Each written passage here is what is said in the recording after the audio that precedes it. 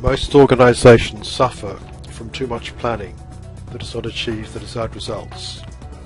More planning is not the answer. How often do your plans achieve the results you desire? This short video will show you how to apply the art of action to close the gaps between plans, actions and results. Plans should focus on a clear intent rather than details. This will increase the chances of achieving the results you desire. There are three critical gaps that you should be aware of and try to overcome. Knowledge gap. The difference between what we would like to know and what we actually know.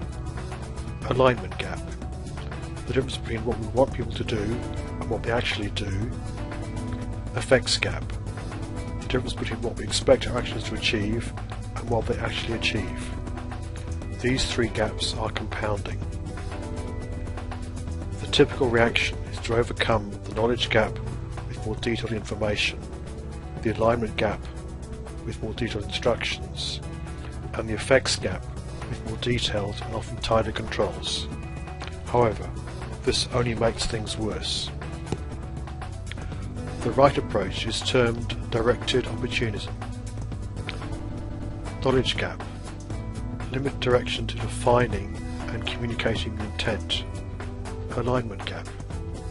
Allow each level to define how they will achieve the intent on the next level up and back brief. Effects gap. Give individuals the freedom to adjust their actions in line with intent. Intent refers to what you want to achieve and why. Actions are how to achieve the intent. A cascading intent shows how each level becomes more detail specific. The what of one level becomes the why of the next level down. The back brief is very important. First, it checks the understanding of the intent. Second, and more importantly, the superior gains clarity about the implications of the intent, and this may lead to changes. Third, facilitates alignment across the organisation. Here's an example of how all of these fit together, so that you can clearly see how the what of one level becomes the why of the next level down. So how much autonomy do you give? Do you need to reduce autonomy to increase alignment? There is no choice to make. Alignment needs to be achieved around intent, and autonomy should be granted around actions. Intent, alignment and autonomy are the three key elements that go hand in hand.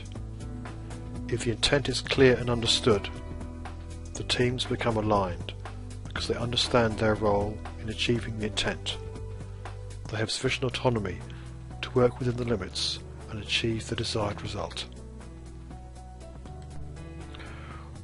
What cannot be made simple cannot be made clear, and what is not clear will not get done.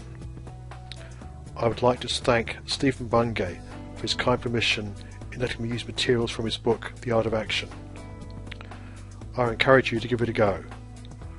Remember that common sense is not always common practice.